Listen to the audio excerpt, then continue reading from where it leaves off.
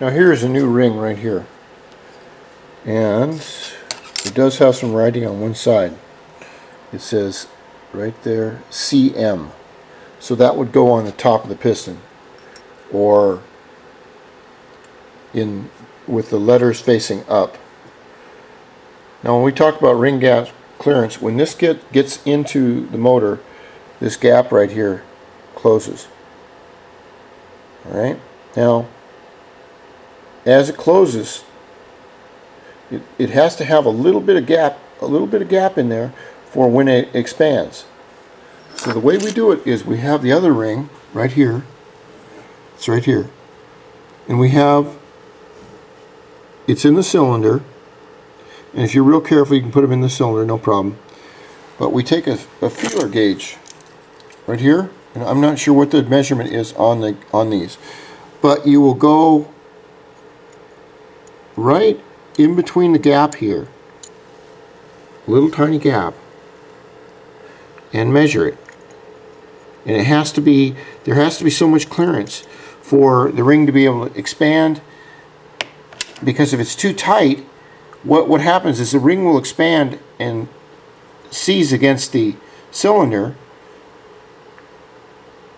and it won't work right. It's like putting too big of a piston in.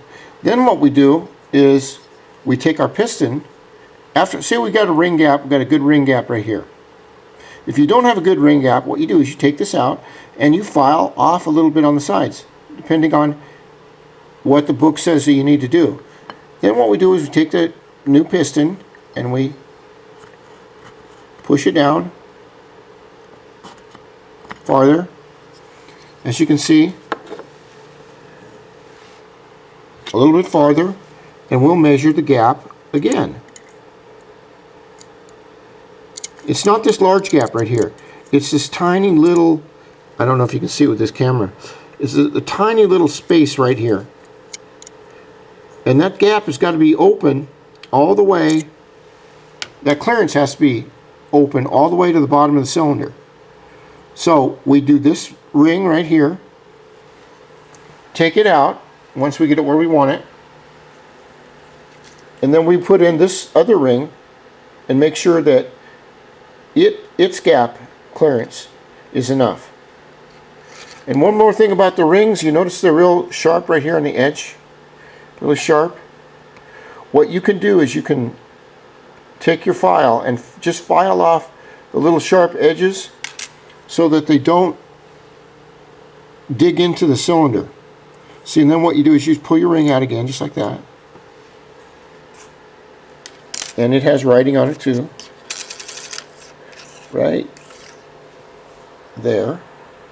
And we know that that will go this side up on the piston. Now, I've never seen a book that says, well, it has to be right side up like this or right side down. I've never seen that. All what I've read is it has to be right side up is a good way to do it. But I'll take the ring out. I'll file a little tiny bit on the edge here or here until I get my gap where it's supposed to be. And I don't have my books here to tell me exactly what the gap should be, but I'm thinking these rings are too tight, because this piston was not manufactured with this cylinder. All we have to do is just get the clearances right, and everything heats up and cools down.